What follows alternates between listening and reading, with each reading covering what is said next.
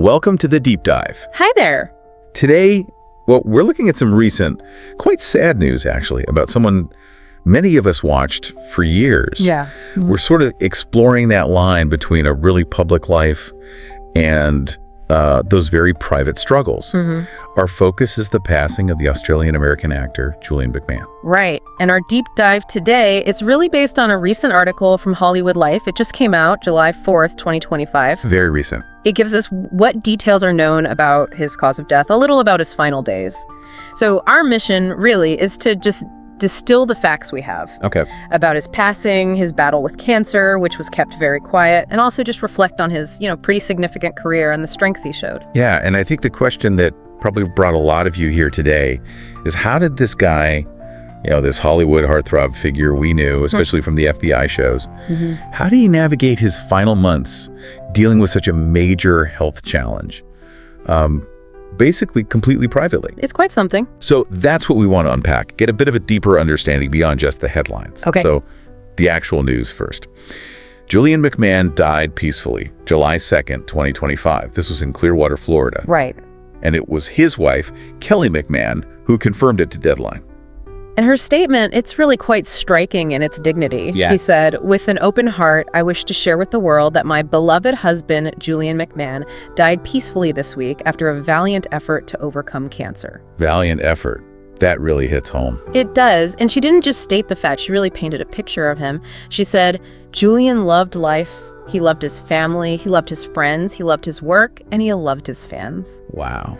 His deepest wish was to bring joy into as many lives as possible. That's powerful. Yeah, and while she did ask for privacy for their grieving, it also felt like a call for fans to keep finding joy, like reflecting his own outlook, maybe. Right, and it's that phrase, valiant effort to overcome cancer, that really highlights just how private this battle was. Yeah. The article says the cause was an undisclosed form of cancer.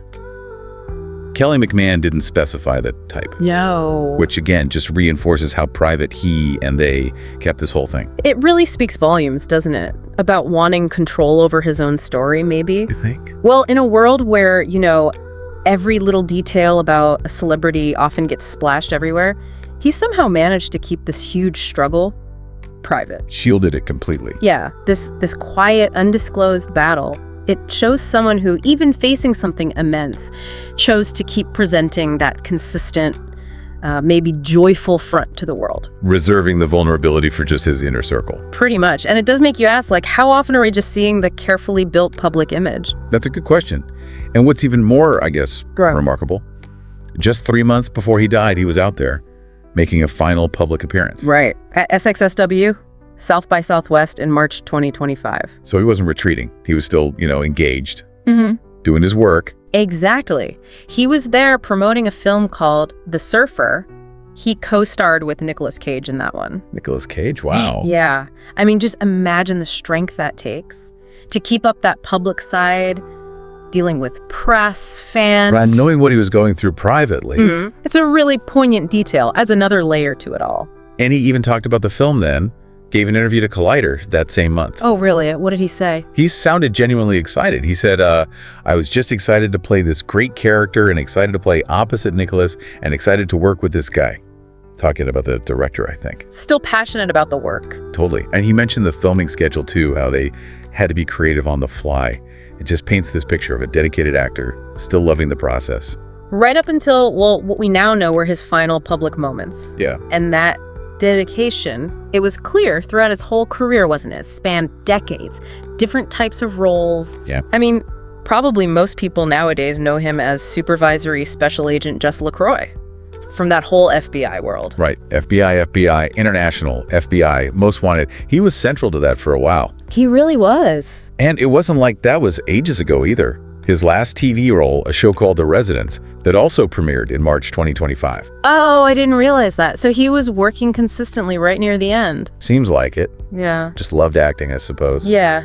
And beyond FBI, I mean, you look back, Ben Lucchini in Home and Away way back. Oh yeah, the Aussie soap. Then Detective John Grant in Profiler, Cole Turner in Charmed. Charmed, that was a big one. People loved Cole. Very complex character. And then, of course, Christian Troy in Nip Tuck. Nip Tuck. Definitely iconic. Talk about morally ambiguous. Huh. Yeah, that's one way to put it. Shows his range, though. Totally. And then on the movie side, probably the biggest one for many was Dr. Doom. Right. Fantastic Four, and the sequel, Rise of the Silver Surfer. Yeah.